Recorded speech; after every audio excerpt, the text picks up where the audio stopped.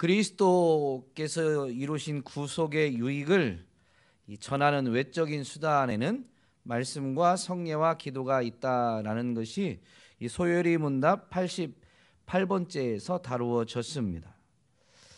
89, 90번째 이 문답에서는 이 구속의 유익을 전하는 외적 수단 중에 말씀에 대해서 이렇게 다루었는데요.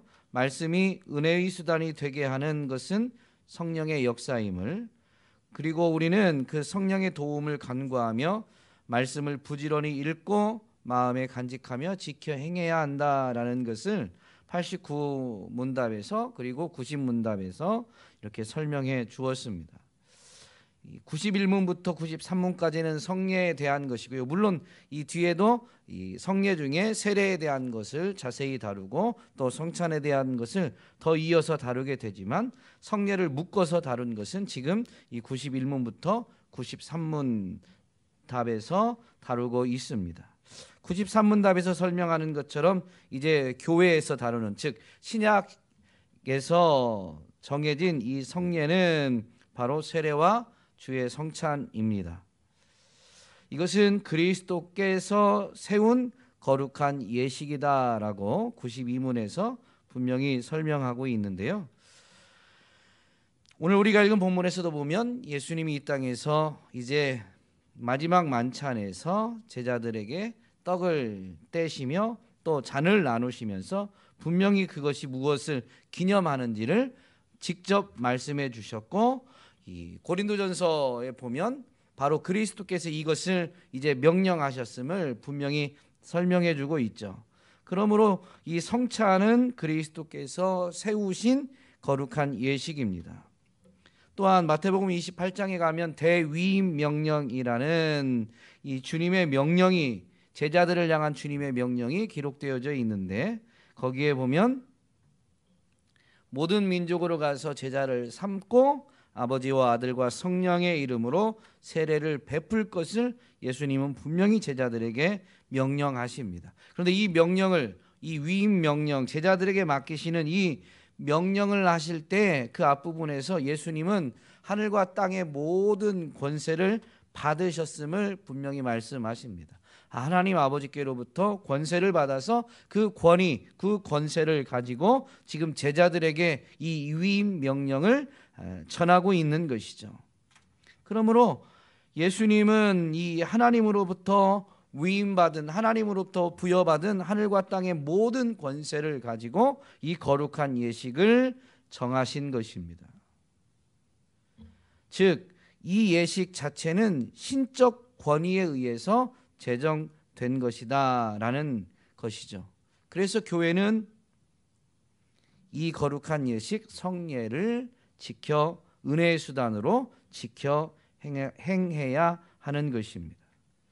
이 성례에 대해서 설명하는 92문답에 보면 그리스도가 세운 거룩한 예식이다라고 하면서 이 예식은 지각할 수 있는 표지임을 분명히 설명해 주고 있습니다. 지각할 수 있는 표지, 즉 사인이다라는 것인데요. 그래서 성례를 일컬어서 보이는 말씀이다라고 이렇게 설명하기도 합니다. 즉 성례는 눈에 보이는 형태로 나타난다라는 것이고, 또한 절대로 하나님의 말씀을 떠나서 존재하는 것이 아니다, 말씀의 의미를 나타내는 것이다 라는 것입니다. 사람은 정보를 받아들일 때, 어떤 정보를 인식할 때 80%가 시각을 통해서 정보를 인식한다고 합니다. 하나님의 말씀이 이 성례에 있어서도 핵심인데요. 이 말씀을 지난주에 살펴본 은혜의 수단인, 보편적 은혜의 수단인 이 말씀이 고대 사회에서는 어떻게 인식되어졌을까요? 인쇄술이 발달하기 전이었기 때문에 모든 사람에게 기록된 말씀이 주어진 것이 아닙니다.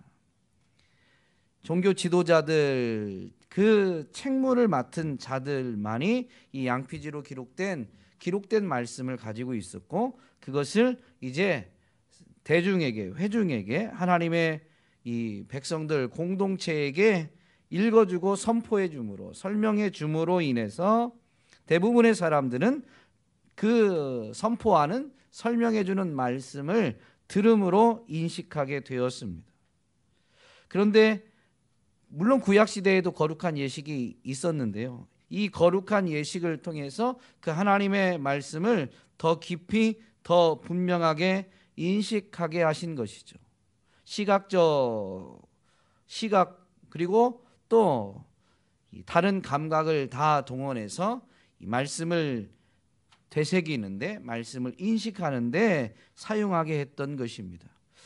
구약 시대의 거룩한 예식, 이 성례라는 표현대로 하면 구약 시대의 거룩한 예식에는 제사, 할례, 절기 등이 있습니다.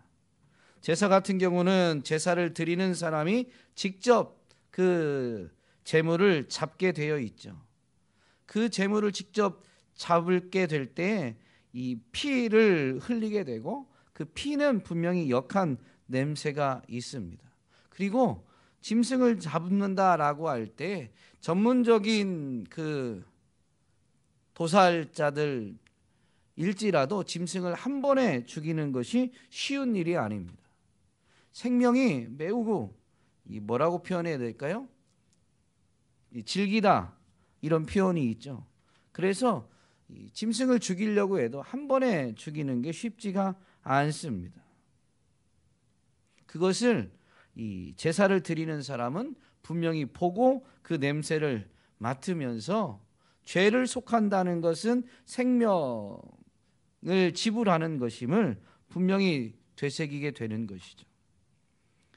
죄의 삭시 사망임을 분명히 기억하게 되어 있습니다. 눈으로 보고 냄새를 맡고 자기 손으로, 촉각으로 직접 제물을 잡는 이런 행위를 통해서 이 진리를 분명히 더 되새기게 되는 것입니다. 할례 또한 피 흘림이 있습니다. 생후 8일 된 아이에게 이 할례를 행한다, 이 생식기의 포피를 제거하는 이 할례를 행한다라고 할 때 그 아이가 얼마나 고통스럽게 울겠습니까?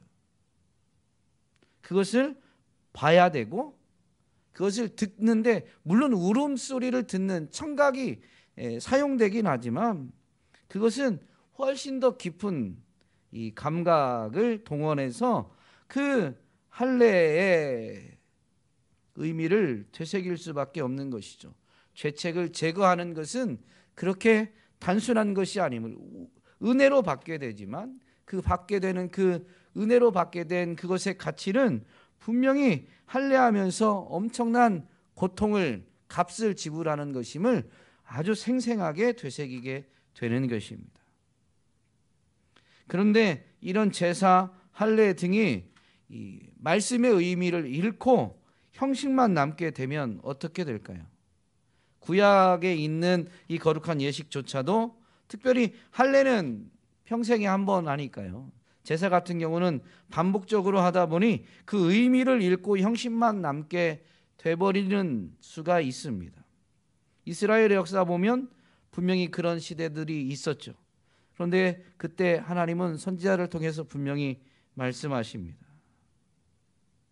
이사야서 1장 11절 말씀에 보면 여호와께서 말씀하시되 너희의 무수한 재물이 내게 무엇이 유익하뇨? 나는 순양의 번제와 살찐 짐승의 기름에 배불렀고 나는 숫송아지나 어린 양이나 순념소의 피를 기뻐하지 아니하노라.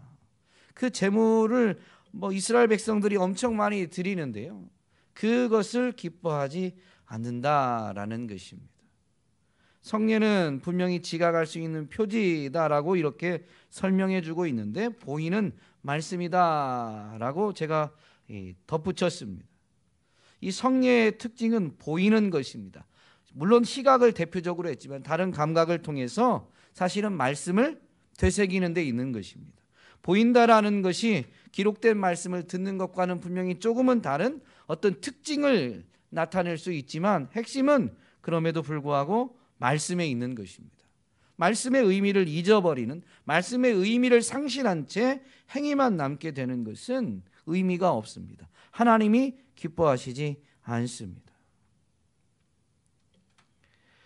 이 새 언약의 유익들이 나타나는 것이, 나타나고 인쳐지고 적용되는 것이 바로 성례입니다.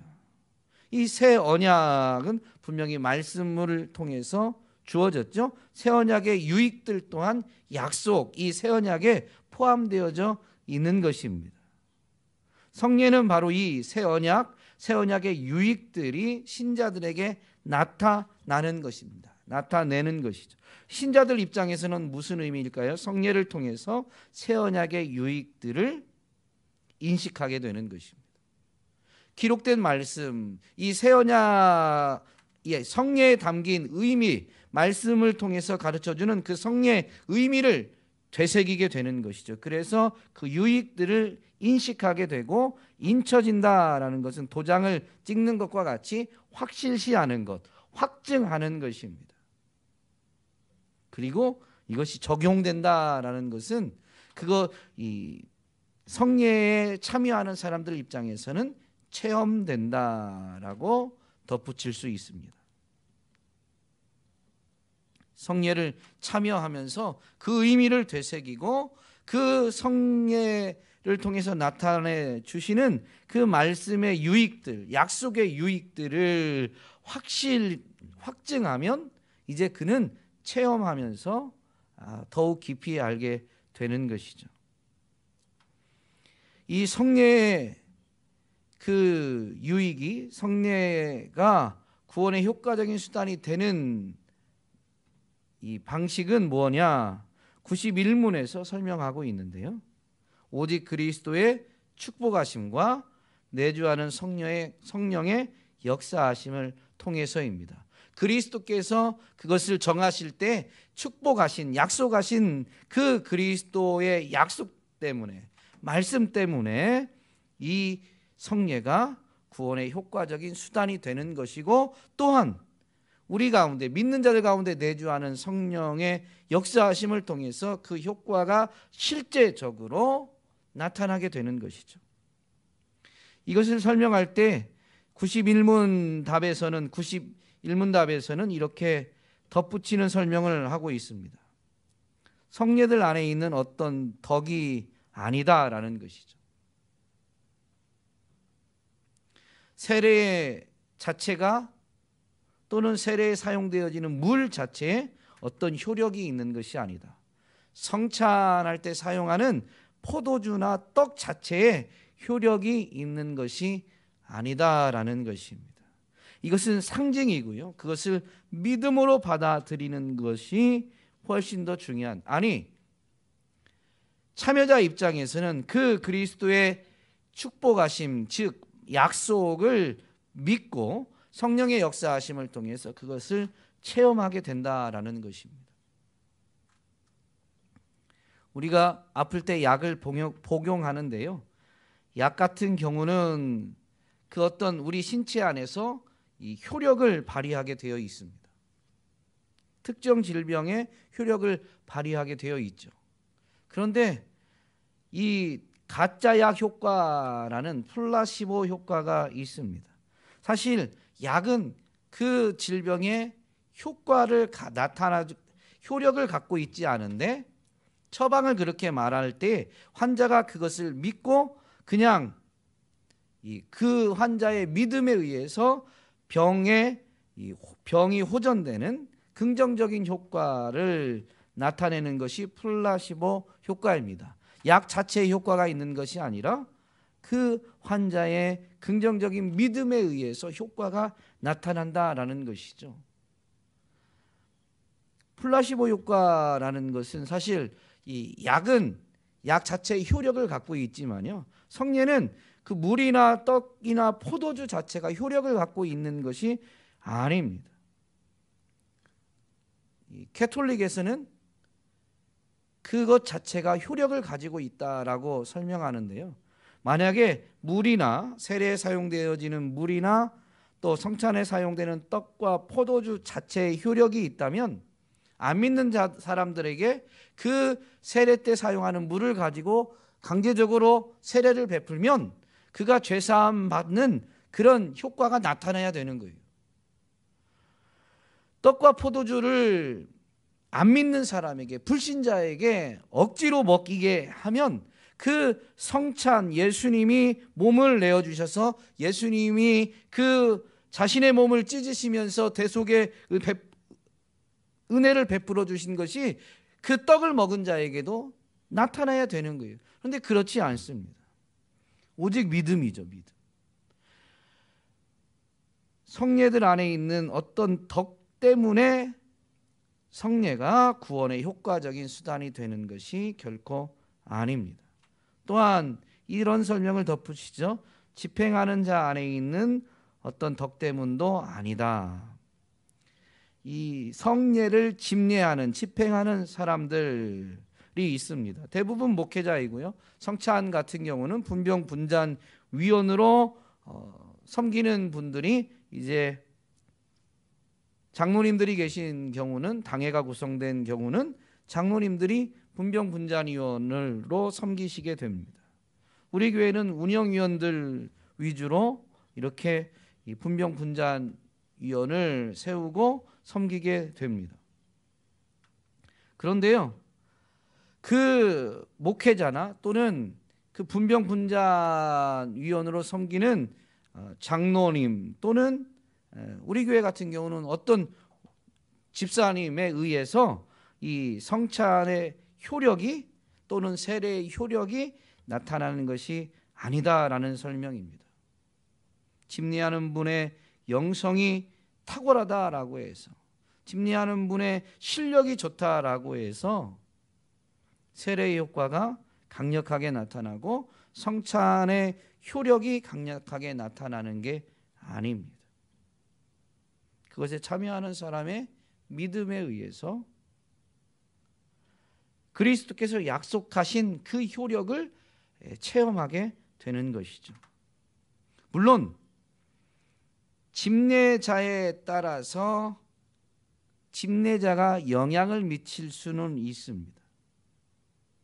그렇다고 해서 영향을 어디에 미치냐면요, 참여하는 사람의 마음에 영향을 미칠 수는 있어요.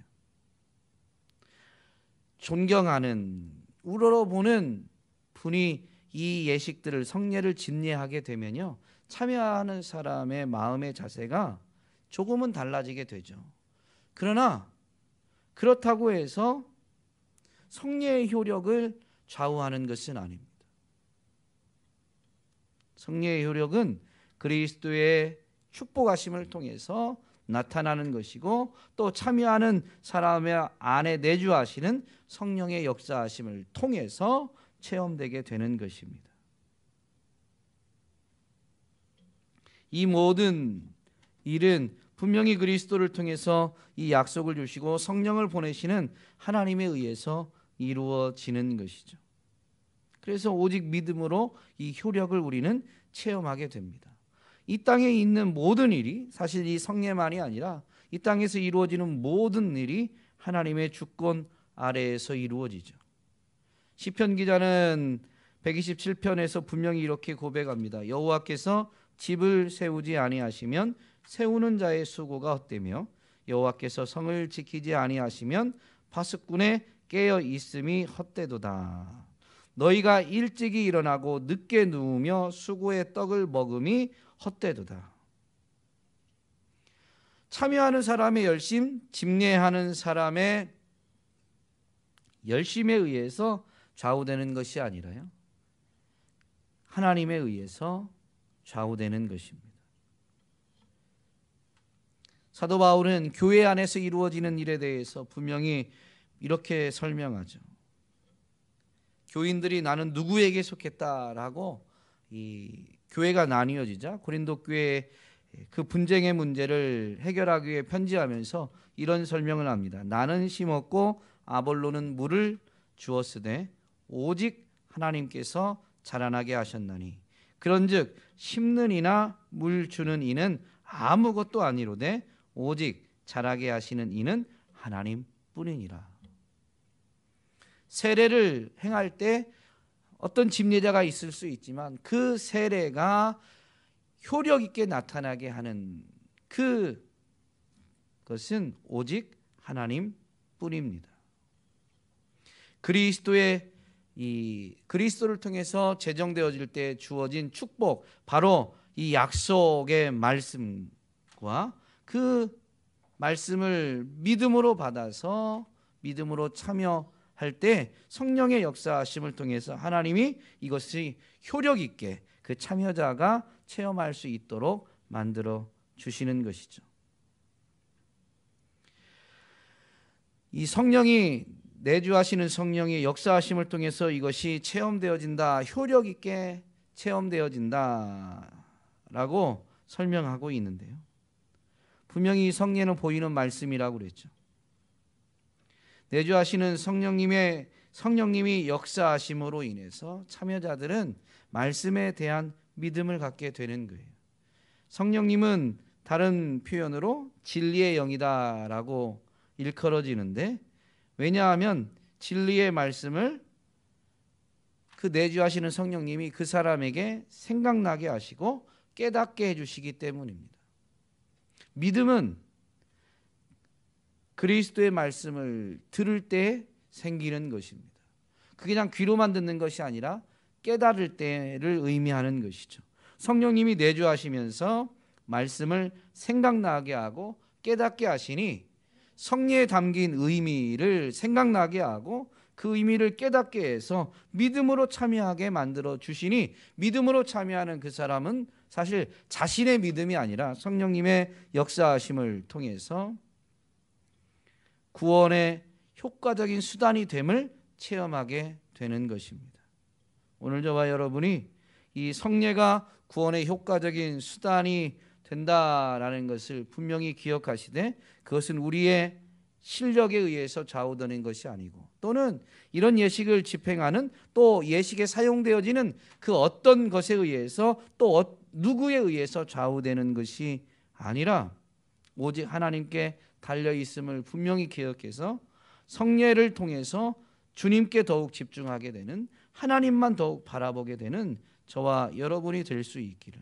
그래서 성령님의 역사하심을 통해서 주님만 바라보는 우리의 시선이 더욱 고정되어지고 우리의 믿음이 더욱 견고하게 되어지는 그런 은혜를 체험하면서 성례를 통해 믿음을 굳건하게 세워가는 저와 여러분이, 우리 온유교회가 될 수 있기를 간절히 소망합니다.